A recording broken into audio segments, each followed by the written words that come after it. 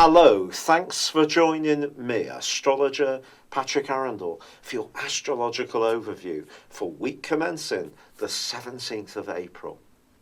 This month has been retrograde central, and another planet slams on the brakes this week in the guise of tiny Pluto. Pluto has been in the sign of Capricorn since 2008. Capricorn is very traditional. It is about more orthodox power and institutions. And some of the challenges that we've seen to them have come from the more radical energies that have been generated by Uranus in its passage through the sign of Aries. Now, of course, both of these are angular or cardinal signs, which like to be in charge. So Pluto going into retrograde over the next 5.5 months obviously depends on your unique zodiac sign, but it is going to ask us to get more in touch with what goes on beneath the surface, the secrets of situations, the real motivations. However, another planet which is already retrograde is, of course, Saturn. And Saturn is squaring up to Venus this week. Now, Venus has fortunately started to go forwards again, but the two are still having a contretemps. Saturn is the planet of obstruction. Venus is the planet of grace. It is, of course, about love and money.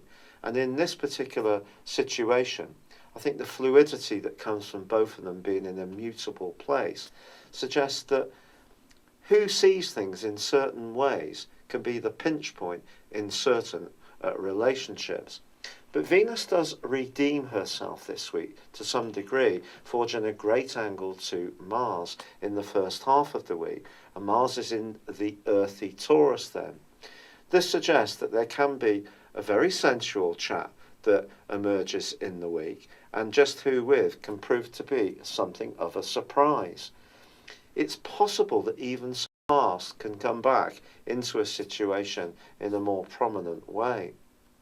But this week, in its first 3 days, also sees a continuation of a link to Saturn in a very positive way in the guise of the Sun. Now, the Sun has been in its home zone, firing us all up with its furnace of energy. It's exalted in the sign of Aries. And this is supercharging us all, and it's forging a brilliant link to Saturn, suggesting those plans that have been well thought through do stand a chance of progressing to the next stage.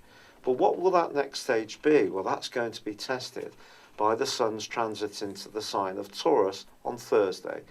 Now, this is going to go on for 4 weeks, but on Friday, Mercury inverts out of Taurus back into Aries, and Mars says au revoir, the ruler of Aries, and moves into the sign of Gemini.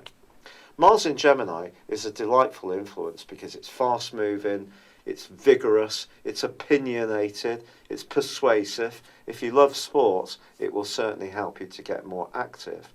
But Mercury moving back into Aries suggests that there may be one idea that was cooking, got so far, but needs some kind of revision in order to go forwards again. The Sun moving into Taurus is very much about where we are in the second stage of the celestial journey. So it's all about quantifying the progress that some of our moves that we took in Aries and how far they've come. It's also about money, and it's also about how we feel about ourselves, our self-worth, our values. So all of these are coming under the astral microscope over the next 4 weeks. And of course, Tauran people have a wonderful appreciation for the good things in life, can be strong-willed, and are in for the long haul. So look out for all those attributes too.